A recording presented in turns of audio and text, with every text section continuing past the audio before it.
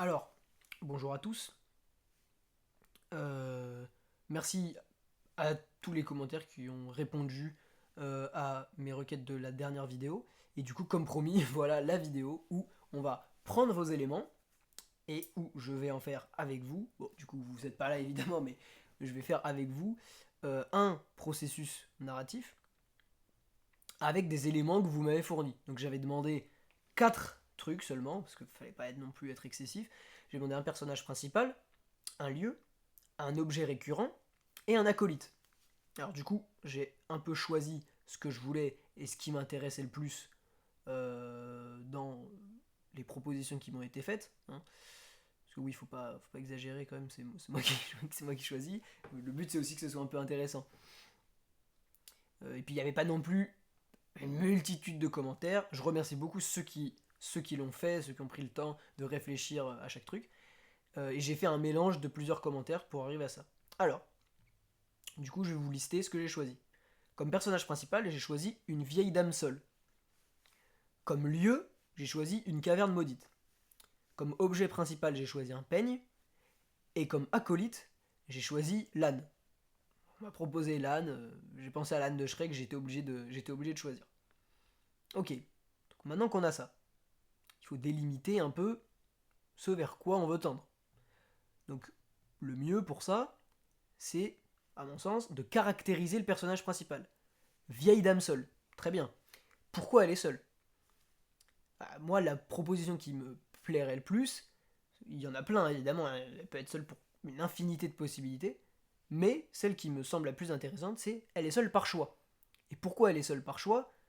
Parce que, par exemple, le monde la dégoûte et qu'elle s'en est retirée. Et pourquoi le monde la dégoûte?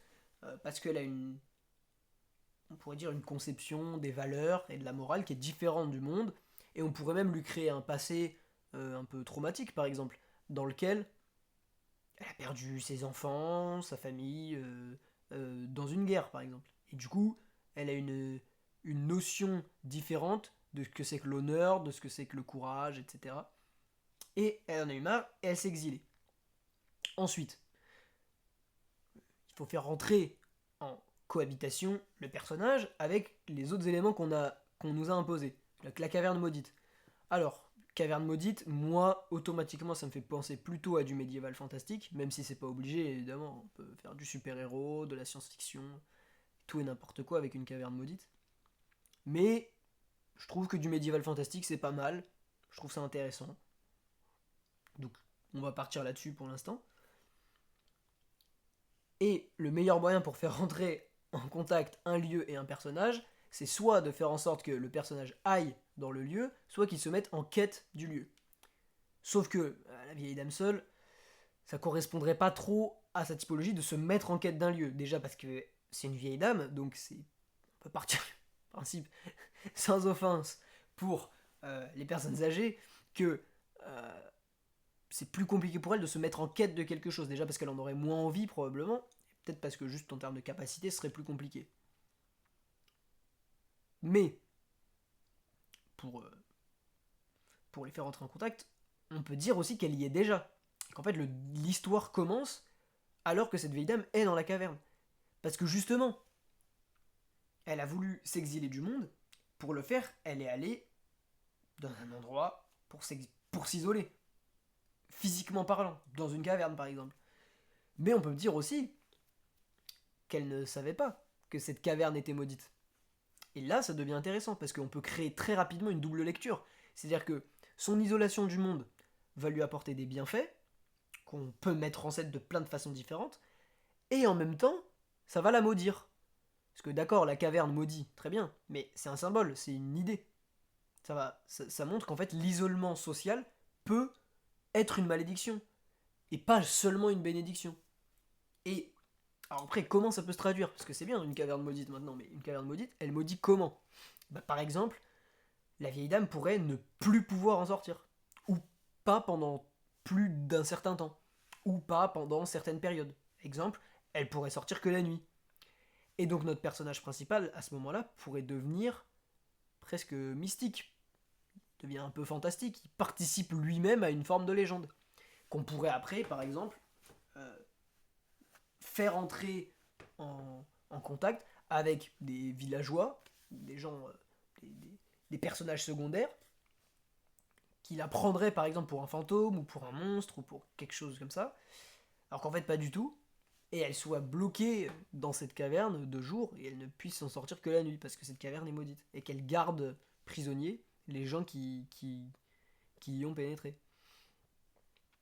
Ensuite, il nous reste quand même deux. Je vais essayer d'accélérer un peu parce que le but c'est pas non plus que la vidéo soit extrêmement longue et extrêmement barbante. Ensuite, il y a deux éléments qui nous restent encore à faire entrer en compte, le peigne et l'acolyte qui est l'âne. Sachant que c'est un peu contradictoire, j'admets, vieille dame seule et un acolyte, mais en fait elle va être seule tout au début, et du coup l'acolyte pourra arriver après. Et l'âne pourrait on va faire en sorte, on va pas l'humaniser comme l'âne de Shrek par exemple, même si c'est à ça que j'ai pensé au départ. Euh, on va en faire un âne simple. Simple. Et en faisant en sorte que ce soit un âne simple, c'est pareil, il va avoir une portée symbolique. Il va avoir une portée symbolique, pourquoi? Parce que l'âne, ça représente le fait d'être têtu, ça représente la bêtise, et ça représente l'isolement social. Un âne est isolé socialement. Quand on pense au bonnet d'âne, c'est une manière d'isoler socialement un élève. Si on dit à quelqu'un t'es un âne, le fait d'être têtu, etc., tout ce qu'il y a derrière, c'est aussi une forme de rejet social.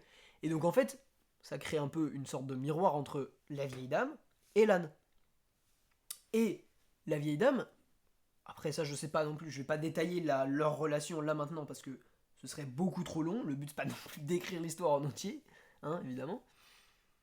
Mais du coup, la vieille dame et l'âne, ils pourraient se répondre l'un l'autre. Alors évidemment, l'âne ne répondrait pas avec de la parole, mais il pourrait répondre par des actions. Par exemple, en étant têtu, et là, hop, flashback de la vieille qui se rappelle qu'elle a été têtue à un autre moment et qu'elle a refusé d'entendre une position qui pouvait s'entendre, même si elle était problématique. Voilà, et on peut en trouver plein des exemples comme ça. Et le peigne, on pourrait soit l'utiliser comme un élément déclencheur de flashback, parce que par exemple ça pourrait être un objet qui a appartenu à sa famille, si on garde cette idée de passé tragique, mais ça peut aussi être, je sais pas, l'élément qui pourrait briser la malédiction. Bon, ça c'est un peu facile, ça fait vraiment conte et légende, mais en même temps c'est un peu sur ça qu'on part, donc ce serait pas non plus extrêmement choquant, à condition que ce soit bien amené et qu'il y ait une raison au fait qu'elle le trouve. Par exemple, je sais pas, l'âne pourrait ramener quelqu'un jusqu'à la caverne, en faisant ou en ne faisant pas exprès, quelqu'un de blessé, quelqu'un de jeune, un enfant par exemple, qui en entrant en contact avec la vieille dame, la ramènerait à la société, à la civilisation. Bon, civilisation entre gros guillemets, hein. Parce qu'en vrai, c'est pas ça qui est important, ce qui est important c'est le côté social qui est plus intéressant. Parce qu'en fait, ça nous permet aussi de faire une balance entre les deux. C'est-à-dire qu'à la fois, avec le point de vue de la vieille dame au début, on peut créer une satire très importante d'une société, et à la fin, ramener de l'autre côté en disant effectivement, la société elle a des problèmes, mais est-ce qu'on n'en a pas quand même besoin? Est-ce que l'être humain n'est pas un animal social? C'est ça en fait. Et on peut y arriver très facilement. Très rapidement, enfin très facilement oui, très rapidement non. Pour que ce soit bien fait, il faut que ça prenne le temps d'évoluer, de montrer que la vieille dame, elle a une dent contre la société, parce que la société elle lui a pris beaucoup, et même si elle lui avait pas pris beaucoup, elle pourrait avoir une dent contre, par choix de valeur, etc. Et la société, mais, donc elle en voudrait à la société, mais au final, elle en a besoin, parce que vivre tout seul, c'est oublier la réalité. On n'a plus de on n'a plus d'autres personnes qui viennent nous confirmer notre réalité. Et ça, elle en a besoin. Et du coup, voilà, avec ce contact à la réalité, par exemple, elle pourrait ressortir de la caverne et retourner au monde. Et le peigne pourrait être le symbole de ça. Par exemple, un enfant qui lui donne un peigne pour qu'elle se recoiffe et qu'elle retourne à la société, même physiquement. Par exemple, et alors ça dépend évidemment si on veut en faire un récit écrit ou un film, un court métrage ou quelque chose de visuel. Mais visuellement, par exemple, il peut y avoir une évolution entre la vieille dame quand elle est seule, physiquement, et la vieille dame quand elle ne l'est plus. Et ça peut être très bien, genre visuellement, ça change quelque chose, ça peut être quelque chose de marquant. Voilà, après, la fin, je vous la donne évidemment pas, je vous donne pas évidemment la mienne, même si j'ai pensé à une fin.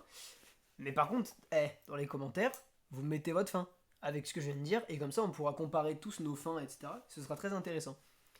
On essaie d'être collaboratif comme d'habitude, parce que c'est quand même plus intéressant et plus stimulant en vérité. Même si parfois, bon, c'est un peu pénible de travailler avec d'autres gens, euh, c'est quand même bien de le faire, parce que ça permet voilà, de se stimuler et d'avancer. En tout cas, merci beaucoup pour vos commentaires et votre participation. J'espère encore pouvoir vous lire. Et n'hésitez pas même à rejoindre le Discord si vous voulez. On en fera enfin, je le mettrai dans la description. Et pareil, on pourra partager nos fins et discuter potentiellement d'autres possibilités qu'on aurait pu faire avec ces 4 éléments. Et ben voilà, merci beaucoup et à la prochaine. Je sais pas du tout ce que sera la prochaine vidéo, ni quand elle sortira. J'ai rien prévu pour l'instant, j'y ai pas spécialement pensé. Mais j'ai été très content de faire celle-là, j'espère que ça se voit. Ça m'a plu vraiment d'y réfléchir avant et puis après de faire ça avec vous là comme ça devant. Et j'espère que vous aussi ça vous a plu du coup, j'espère que vous n'avez pas trouvé ça trop long, trop chiant, trop pas intéressant.